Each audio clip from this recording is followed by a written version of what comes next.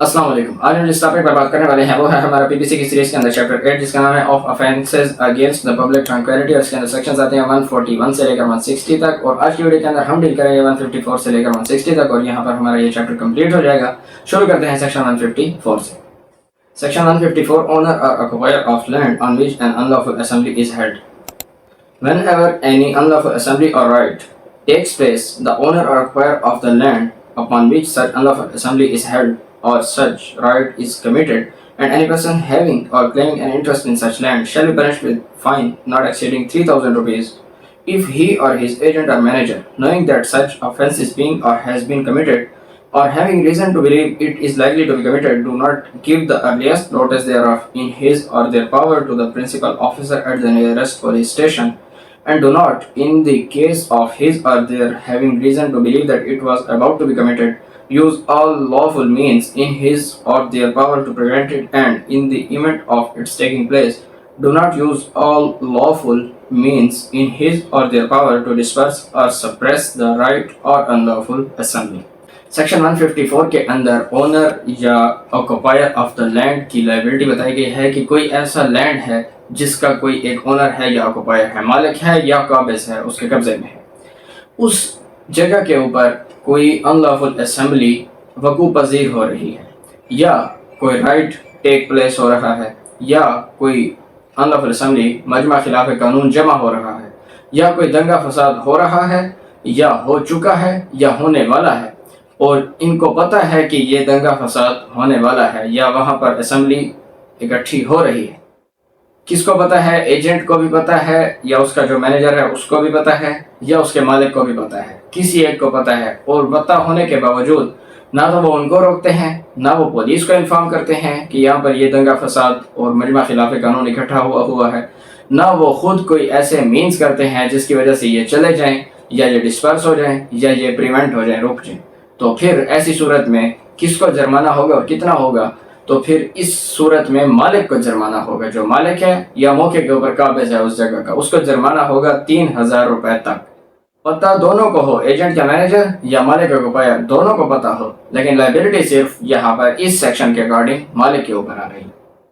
Section 155 Liability of person for whose benefit right is committed. Whenever a right is committed for the benefit or on behalf of any person who is the owner occupier of any land respecting which right takes place or who claims any interest in such land or in the subject of any dispute which give rise to the right or who has accepted or derived any benefit therefrom, such person shall be punishable with fine if he or his agent or manager, having reason to believe that such right was likely to be committed or that the unlawful assembly by which such right was committed was likely to be held, shall not respectively use all lawful means in his or their power to prevent such assembly or riot from taking place and for suppressing and dispersing the same.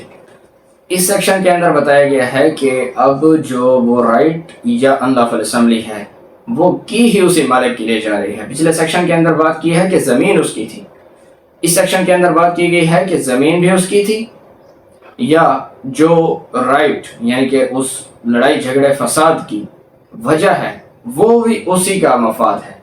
जिस subject के ऊपर यानी कि उस ज़मीन के ऊपर या उस ज़मीन के रास्ते के ऊपर, उस ज़मीन के पानी के रास्ते के ऊपर, उस ज़मीन की फसल के ऊपर, किसी भी चीज़ के ऊपर जो झगड़ा है वो मालिक का बेनिफिट है, उसके अंदर मालिक का मफाद है उसमें, और उसके कहने के ऊपर या उसको फ़ायदा है इस बलवा और झगड़े फसाद से, तो फिर उसके ऊपर लायबिलिटी अगर उसको भी पता था इस चीज़ का या उसके एजेंट को भी पता था और इन्होंने ना तो पुलिस को बताया है ना खुद ऐसा कोई काम किया है कि ये लोग रुक जाएं या ये अनलॉफुल असेंबली डिस्पर्स हो जाए, बिखर जाए, तो इसको जुर्माना होगा। कितना होगा ये यहाँ पर नहीं बताया गया। किसको होगा? मालिक को होगा। क्यों? क्योंकि उसके फायदे के लिए वो है पिछले सेक्शन में, और इसमें फ़र्क ये है कि उस वक्त ज़मीन इसकी थी और काम किसी और का था, मकसद किसी और का था।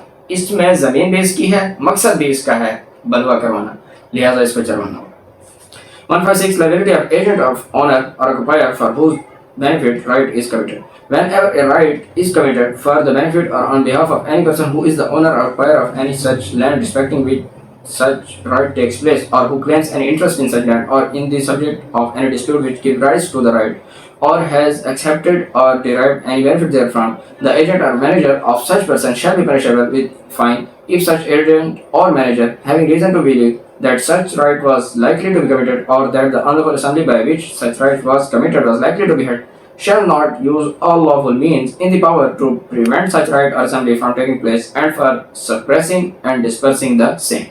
अब सेक्शन 156 के अंदर लाइबिलिटी आ गई है एजेंट या मैनेजर के ऊपर जो उस लैंड को मैनेज कर रहा है, जो वहाँ का मुंशी है, मुजारिया है। 154 के अंदर एजेंट को भी पता था और मालिक को भी पता था, तो लाइबिलिटी सिर्फ मालिक के ऊपर थी। यहाँ पर एजेंट और मालिक जिसको भी पता था, अब एजेंट के ऊपर भी लाइबिलिटी आ रही है। वहाँ पर उसको 3000 तक जुर्माना था, यहाँ इसका जुर्माना नहीं बताया गया। तो ना मालिक बच सकता है ना मुजारिया बच सकता है, लेकिन सेक्शन दोनों के अलग अलग हैं। अगर दोनों को लाइबल करना है तो दोनों सेक्शन लगाने पड़ेंगे। अगर किसी एक बंदे को लाइबल ठहराना है मालिक को तो 154 लगेगा, अगर एजेंट को भी साथ में लाइबल ठहराना है तो 156 लगेगा। दोनों के लिए एक सेक्शन इसलिए नहीं बनाया गया क्योंकि दोनों बाज़ों का ज़रूरी नहीं है कि मुलविस हों। अब मुजारिया को आपने ज़मीन दी हुई है, आप मालिक हैं, बाहर बैठे हैं, आपको नहीं पता वो क्या कर रहा है, लिहाजा बाज़ों का ऐसा हो सकता है कि मालिक का उसके अंदर इंटरेस्ट ना हो उस बलवा के अंदर, तो फिर 156 लगा कर सिर्फ एजेंट को कसूरवार ठहराएंगे। बाज़ों का ऐसा हो सकता है कि मालिक खुद एजेंट को कहता है कि ये काम करना है, ये लोग आ रहे हैं, इनको ये करने देना है। अब जो एजेंट मजबूर है, या वो जॉब छोड़ेगा या वो उसका कहना मानेगा। तो वो गरीब आदमी अगर अपनी जॉब नहीं छोड़ता और उसका कहना मानता है तो फिर यहाँ पर मालिक को लायबल ठहराया जाएगा, चाहे एजेंट को पता भी हो। तो उसके लिए सेक्शन आता है 154। 157 Harboring persons hired for an unlawful assembly. Whoever harbors, receives or assembles in any house or premises in his occupation or charge or under his control any persons knowing that such persons have been hired, engaged or employed or are about to be hired, engaged or employed to join or become members of an unlawful assembly shall be punished with imprisonment of either description for a term which may extend to 6 months or with fine or with both. Section 157 के अंदर बताया गया है कि अब किसी बंदे ने किसी इस मजमा खिलाफ कानून वाले लोगों को बना दी है, यानी कि एक अनलॉफुल असेंबली आ गई है, 20-30 बंदे हैं, इस बंदे ने उसको पनाह दी है, उनको पनाह दी है, उनको रिसीव किया है, कबूल किया है, उनको असेंबल किया है, इकट्ठा किया है अपने किसी घर के अंदर, किसी फार्म हाउस के अंदर, किसी भी अपनी रिहाइशगाह के अंदर, किसी गोदाम के अंदर, जो इसकी चार्ज में है, चाहे ये मालिक है या नहीं है, इसके ऑक्यूपेशन में है या इसके चार्ज में है। और वो बंदे कौन हैं? उनको या तो हायर किया गया है, या उनको एंगेज किया गया है, या उनको एम्प्लॉय किया गया है, यानी कि मुलाजमत पर रखा गया है, या उनसे अहद लिया गया है, या उनको किराए पर लिया गया है। किस काम के लिए? अनलॉफुल असेंबली के लिए। अनलॉफुल असेंबली 141 के अंदर 5 बातें हैं, उन 5 कामों में से किसी एक काम के लिए उनको लाया गया है, और ये बंदा उनको बना दे रहा है। और ये लोग या हायर इस काम के लिए हो चुके हैं या होने वाले हैं, अभी तक हुए नहीं है, लेकिन इसको पता है कि ये आए इस काम के लिए हैं। तब भी इस बंदे को कितनी सजा होगी?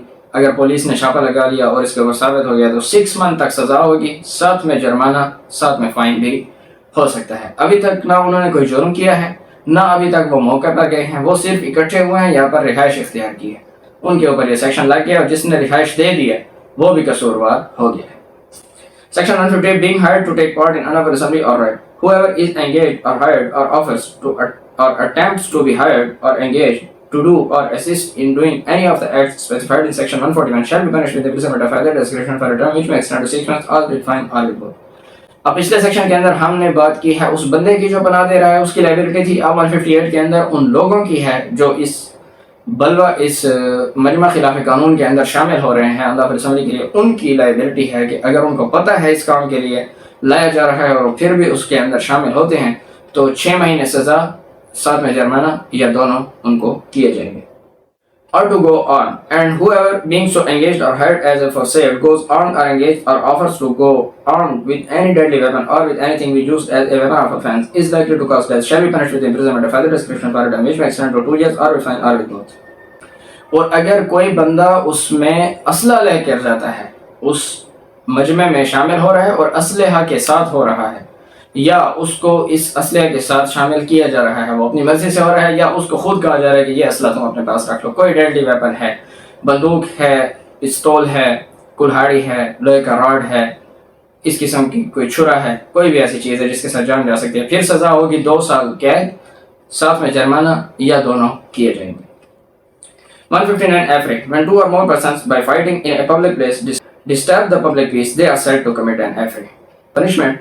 For committing Afre, whoever commits an Afre shall be punished with imprisonment of either discretion for a term which may extend to 3,000 rupees or with both. Afre कहते हैं फसाद को, लड़ाई झगड़े को। किसी पब्लिक प्लेस के ऊपर जब दो बंदे आपस में हाथापाई करते हैं, हाथापाई भी दोनों तरफ से होनी चाहिए और वो पब्लिक प्लेस होनी चाहिए, किसी की प्राइवेट प्लेस नहीं होनी चाहिए, और उसकी वजह से पब्लिक पीस खराब हो रहा है। तो इन दो लोगों ने क्या किया है, एफरे का जुर्म किया है, और इनको सजा कितनी होगी? इनको 1 महीने तक सजा हो सकती है, साथ में जुर्माना हो सकता है जो कि 3,000 रुपए तक हो सकता है, या दोनों भी किए जा सकते हैं। तो ये था जी आज का हमारा लेक्चर सेक्शन 154 से लेकर 160 तक। उम्मीद है कि आपको इनकी समझ आ गई होगी। अगर आपको कोई क्वेश्चन है तो कमेंट्स बॉक्स में पूछ सकते हैं। मिलते हैं अपनी अगली वीडियो में, तब तक के लिए thank you so much. Allah.